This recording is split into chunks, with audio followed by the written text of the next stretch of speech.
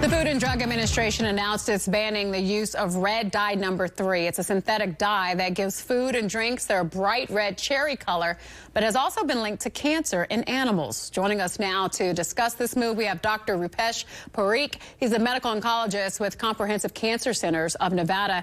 And Dr. Parikh, I'm so glad that you're joining us. Thank you so much for giving us your time. A lot of people may not even know what red dye number 3 is. So red dye number 3 is essentially anything that makes our food red. It has to be listed on the label. The official word for it may be under its synthetic name, which is erythrosine. That's erythrosine, but it's a dye that has been banned across the Atlantic in Europe and in Australia and New Zealand for years. And actually also in the United States, in our cosmetics, we banned it like 30 plus years ago because there was some data linking it to potential cancer risk. Oh, wow. And let's talk about that health risk and how it could affect folks. I mean, a lot of people may think, well, you know, how much do you have to even eat of this stuff for it to actually affect your life? So we don't know that. They actually used a law called the Delaney Law, which is a law that essentially says if anything that causes cancer in animals can apply to humans. And that's how they got it banned. There's actually a dye association in the world that still defends this, but I think there's plenty of data now that says that it does damage your DNA because the dye is actually made from petroleum. And we know it can damage the DNA, and it has caused cancer in lab rats, which is essentially why it finally got banned in the United States. Wow. So I would imagine that a lot of people, especially in the crunchy community, are probably extremely happy about this one. Do you anticipate that this is a sign of things to come, that perhaps our food supply will get healthier because people will start paying attention to things like this? Yeah, it's certainly right. Cereals, Jell-O, medicine, cough syrup, right? Those are the common things, gummy bears, right, that we see red dye in.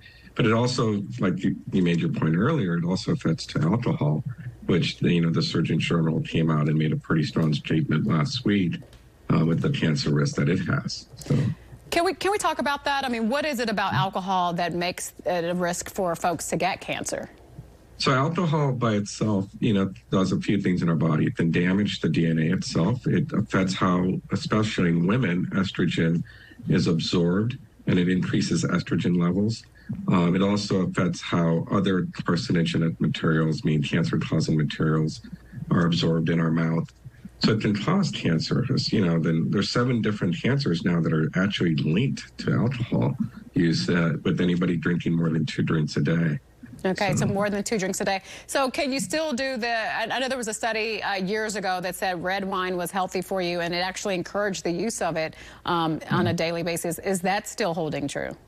So that study still holds true, but that study also said, 3 to 4 ounces at most per day, which is essentially 1 drink a day. And does help reduce the risk of heart disease and cholesterol, but not enough probably to cause cancer risk. The study that was cited that linked it to cancer was literally more than 2 drinks a day.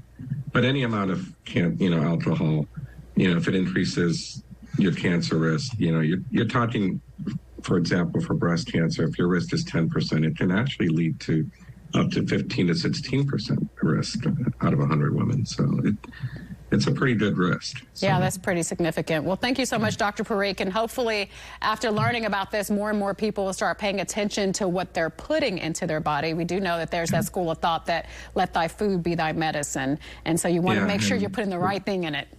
Yes, definitely. Read your labels, eat healthier. Organic doesn't mean all organic. Make sure it's verified from a good company.